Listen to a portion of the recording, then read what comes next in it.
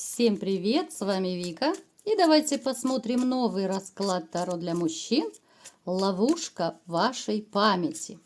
Очень необычный сегодня расклад у нас будет, поэтому досмотрите его до конца. Как всегда, настраивайтесь на расклад. Для энергообмена ставьте лайк, подписывайтесь на мой канал, делитесь видео с друзьями и смотрим, в каких энергиях вы находитесь. А для записи на личный расклад и для диагностики негатива телефон под видео. Знаете, вот то, что вы человек такой фигаро тут, фигаро там, это ни о чем. Вот вы настолько живчик вообще по жизни, очень активный. У кого-то может проиграться даже, что вот вы как-то особо даже не любите пассивный отдых. Вам нужно постоянно то на экскурсию, да, то еще куда-то, то в лес по грибы, по ягоды, да, то есть вот эта суета, она вас даже как-то подстегивает, она вдохновляет. Вам очень важна смена обстановки. Вот вы отдыхаете душой и телом, когда вы меняете обстановку. У кого-то из вас проиграется, что вы довольно большой любитель женщин, особенно это было по молодости. Я имею в виду, что могли быть, ну, такие довольно бурные страстные романы. У кого-то сейчас может проиграться даже, что вы и сейчас вот как-то еще, знаете, держите себя бодрячком. Вы можете даже, ну, чрезмерно флиртовать с женщинами. Вот даже флирт, вот если вам, допустим, там ну, за 50, за 60, да, вот вас может мотивировать даже флирт, стимулировать как-то, вот женское внимание, да, и вы себя чувствуете вот как в те 20, да. Если даже, вот знаете, у вас случается какая-то проблема, да, вы можете замкнуться на какой-то период, немножко такой ступор, шок может проиграться, но я думаю, это не длительный такой период, потому что вы настолько вот сильный и волевой человек, что, ну, наверное, очень тяжело вас просто вот добить какой-то ситуации. Давайте сделаем очередной наш опрос, да, который я люблю. Напишите в комментариях, были у вас ситуации, которые, ну, реально выбивали вас из колеи, да, когда вы замыкались, там, были отшельником, ничего не хочу, ничего не буду, да. Напишите вот в комментариях, ребят. Причем, вот знаете, вы человек, который может поддержать всегда и других. Вас не нужно просить о помощи. Вы всегда видите, кому плохо, кому нужна помощь. Особенно это касается близких, родных людей. У вас настолько вот такой опытный, наметанный глаз, да, что вы видите, где что нужно отремонтировать, где что купить, где кому чем помочь, да. То есть вы, ну, такой живчик во всех смыслах слова. То, что вы сами являетесь, ну, сами по себе такой довольно страстный любовник, это 100%. Другое дело, что вы не будете таким страстным со всеми женщинами. Для вас важна одна женщина, и это было у нас уже не единожды в раскладах, да, потому что много у меня постоянных зрителей, за что я благодарна вам. Вы человек, который всегда вот вкладывается в одну единственную. Вы не распыляетесь по сторонам, вас не интересуют другие женщины, если у вас есть любимая. Напишите в комментариях, я права или нет. Будете вы распыляться на других, если вы любите? Я думаю, вряд ли. Вы человек, который, в принципе, вот много достиг в своей жизни.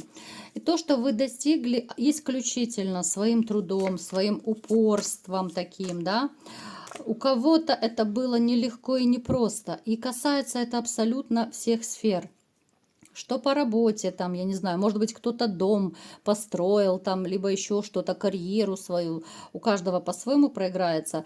Вы выбивали, выгрызали, вы настолько целеустремленно вообще идете по жизни к своей цели, что, ну, наверное, вам равных в этом нет. Вы человек, который... Вот несмотря на то, что вы сами по себе такой очень активный, но хочется уже с возрастом, чем старше становишься, да, все равно хочется какого-то немножко покоя. Вы-то будете, конечно, движухой заниматься и дальше, потому что вы по-другому не умеете, но могут быть у кого-то из вас такие ощущения, что уже пора бы остановиться, уже пора бы остепениться, может быть, больше домоседом становиться.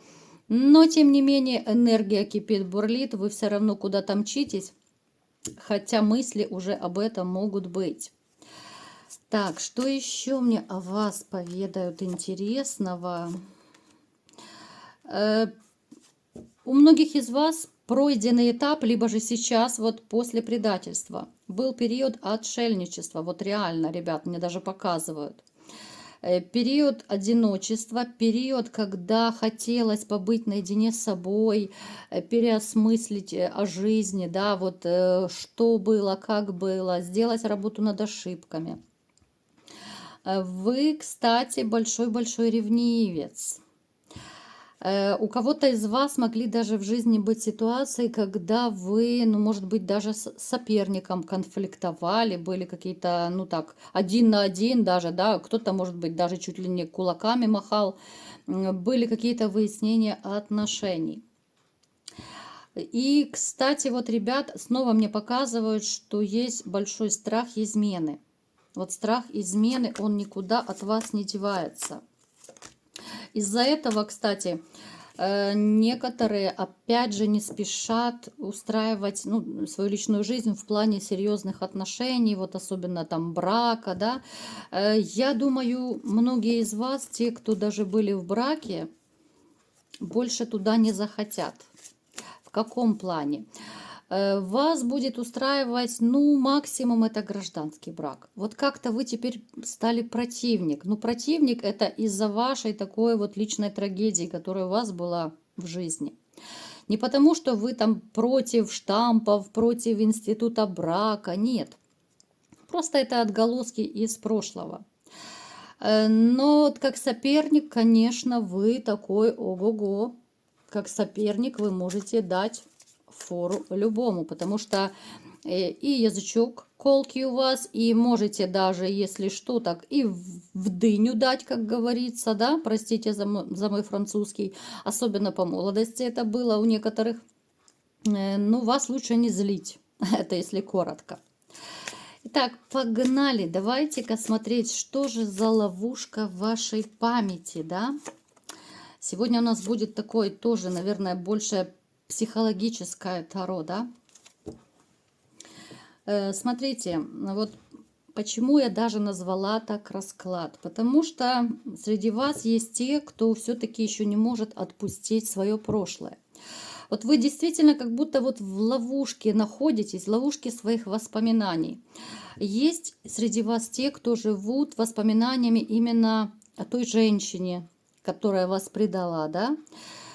Причем вы не можете ее отпустить, и из-за нее тоже вы не можете вступить в новые отношения. Вот это ваша такая ловушка, она вас держит, вот как будто, знаете, невидимая такая стена. И вы не можете вступить в серьезные отношения. Вы под разными предлогами, ну, ищите какие-то, знаете, вот, ну, то ли недостатки в других женщинах. Вот под любым предлогом вы так отказываетесь от такого близкого сближения с другими женщинами. Вот это ваша такая ловушка памяти, да, она не дает вам покоя во всех отношениях. У кого-то может даже проиграться, что были какие-то нехорошие моменты в прошлом, да, может быть, вы когда расходились, либо когда жили, были сказаны не очень хорошие слова, может быть, даже интимного характера. Ну, то есть это удар ниже пояса, это какие-то колкости, гадости, высказывания вот именно по поводу вашей такой любовной способности. Я уже неоднократно рассказывала, что женщины часто говорят при разводе гадости, да, что ты там и любовник никакой, и то не умеешь, и это не умеешь. У кого-то из вас это точно проиграется, ребят, вы можете даже написать, я думаю, это не страшно.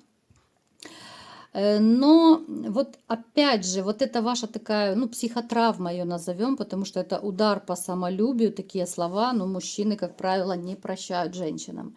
Из-за этого тоже и есть кто-то из вас, да, кто не может вступить, вот именно даже, может быть, в близость не можете с новой женщиной, либо же с опаской вы вступаете, ну, чуть ли не в холодном поту, да, вот в таком в стрессовом состоянии, потому что очень плотно сидит вот эта вот гадость, которую вам когда-то сказала женщина. Я уже рассказывала, что часто специально это говорится при разводе, да, вот, ну, многие женщины этим грешат, и это факт. Поэтому, ребят, не нужно себя гнобить вот такими вот мыслями, потому что вы, ну, занимаетесь саморазрушением. Если вы будете постоянно вспоминать, кто вам сказал, что вам сказал, да, вы просто, ну, перечеркиваете свое будущее, понимаете? Есть среди вас те, кто постоянно до сих пор может, ну, не то чтобы там постоянно, не 24/7, но очень часто анализируете свои поступки, и вы, вот даже, допустим, знакомясь с новой женщиной, я просто рассказываю сейчас разные вот вариации, да, а вы уже под себя подстраиваете. Знакомясь с новой женщиной, вы чуть ли не продумываете каждый шаг. А правильно ли я поступлю, если я вот так сделаю?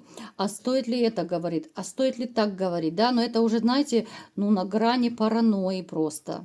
Ну, однозначно у кого-то из вас может проиграться. То есть вот это вот ваша память, она вас очень плотно держит в настоящем. Вы как будто в плену у прошлого. Ребят, вот это, знаете, такая именно золотая фраза.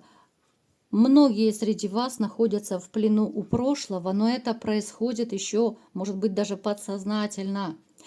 Я думаю, даже не все поймут, что это о них речь сейчас идет. Да, можно этого не понимать, не осознавать и сказать, да нет, у меня такого нет. Но на самом деле, если вот глубоко копнуть и в вашей душе, так скажем, да, а мы сейчас вот через второй расклад, мы как раз копаем глубоко в вашу душу, в ваши мысли, да, то есть все вот эти ваши достаем скелеты из шкафов. Вы живете в плену у прошлого, и этого даже не осознаете некоторые.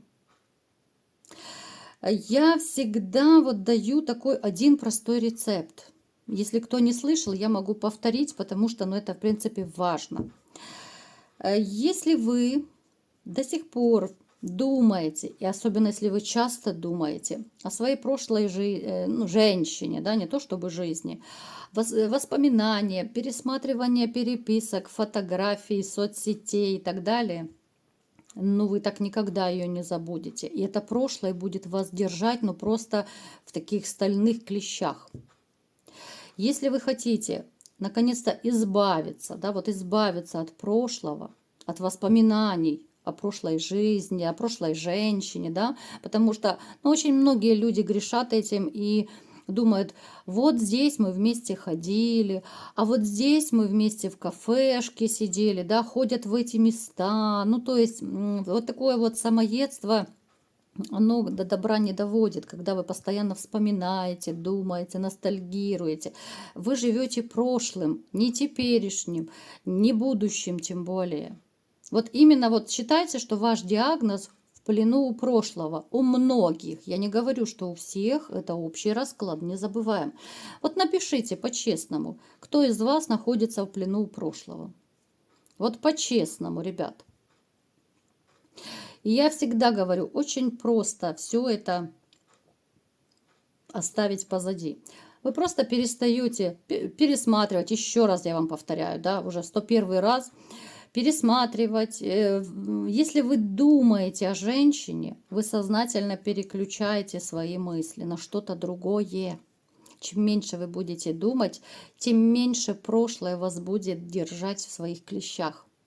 Вы просто сядьте и для себя вот определитесь. Вы хотите жить и страдать, как сейчас, да, вспоминая, вот как у нас было все хорошо, какая у нас была любовь, как она меня, может быть, любила поначалу, да, вот идиллия была.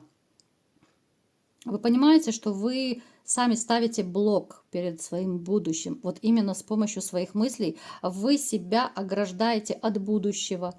Вы ограждаете себя, может быть, от новой женщины, которая будет в разы лучше вашей прежней.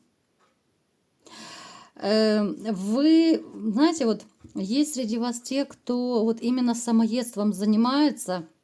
А вот если бы я поступил вот иначе, все было бы по-другому. А если бы я больше времени уделял, а если бы больше кекса было, а если бы там, я не знаю, чаще в любви признавался. И вот этих вот если очень и очень много может быть.